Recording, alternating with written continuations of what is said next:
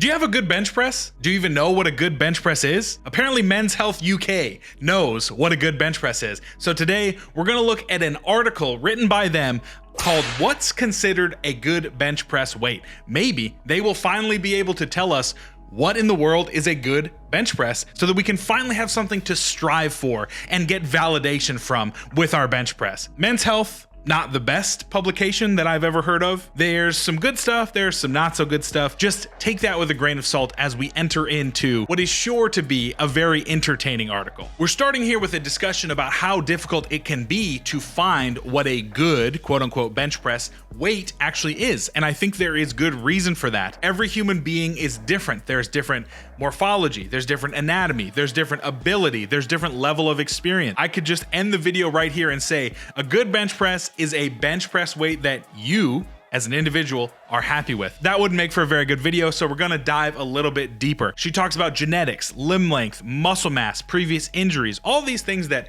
we as someone who just likes to train their bench press deal with on a day-to-day basis. As someone who has dealt with countless shoulder injuries, poor programming, maxing out way too much, the bench press is a struggle for most people. And now we reach the meat and potatoes of this article, the general bench press guidelines.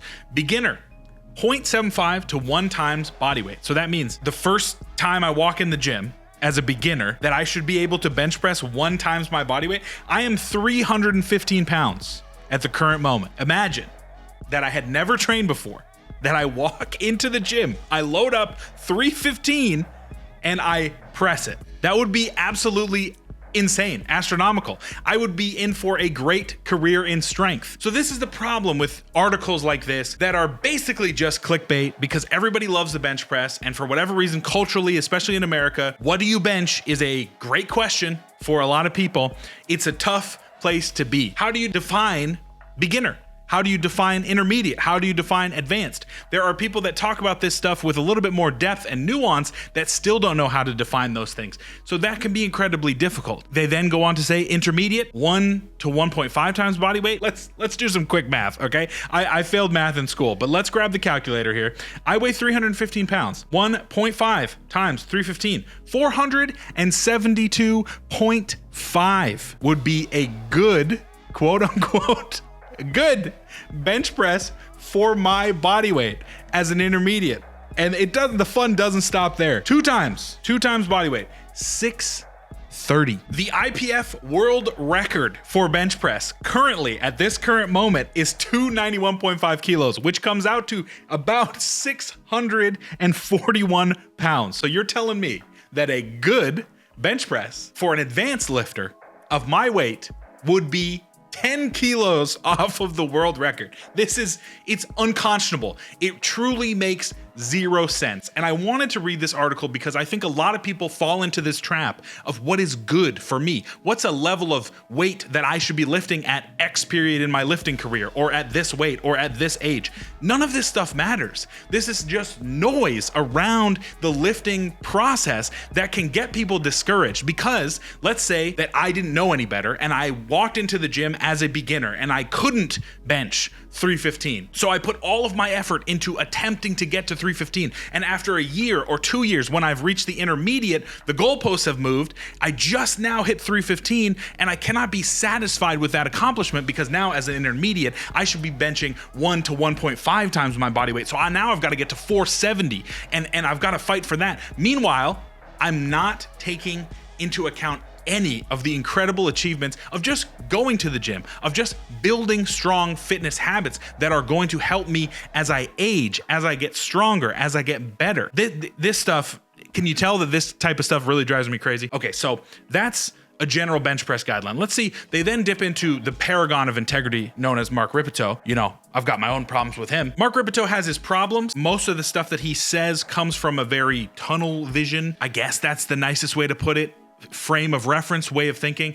That's not to say that some of the stuff that he says isn't valuable. Also, some of the stuff that he says is invaluable. I mean, that's most people online, so you've got to kind of pick through. But he defines beginner as 0 to 6 months of weightlifting experience, novice 6 to 12 months, intermediate 1 to 2 years, advanced 3 to 4 years, and elite 5+. Putting these age or training age limits on intermediate advanced is unhelpful for the general public. Let's look back as an intermediate, 1 to 2 years of lifting experience. I, as a human being who weighs 315 pounds, should be able to bench press 470 pounds under these guidelines. It's astronomical. It's near impossible that this would be the standard. And this creates a false sense of a standard that can just drive people away from long-term participation in weightlifting. So I just don't love it. Just do not really love it. We move on to other standards. So decent, 225 or 1.25 body weight. So here we have a hard and fast, pure strength numbers perspective, which I think is probably a little bit more accurate to where we should be. But again, it does not take into account body weight. It does not take into account morphology, which I guess there was a nice little disclaimer at the front, but then why are we writing the article? I don't know. I can go around in circles right now. 225, decent. I mean, that's the gym bro. Once you bench 2 plates, you've made it. You're a god. You don't have to listen to anybody else's advice. You know what you're doing. 315, good. Again, I feel like now with the rise of Instagram, 225 has kind of evolved into 315. There's weight inflation now. 225 is no longer good. You know, when I was coming up, once you got 2 plates, that was perfect. But now it's 315.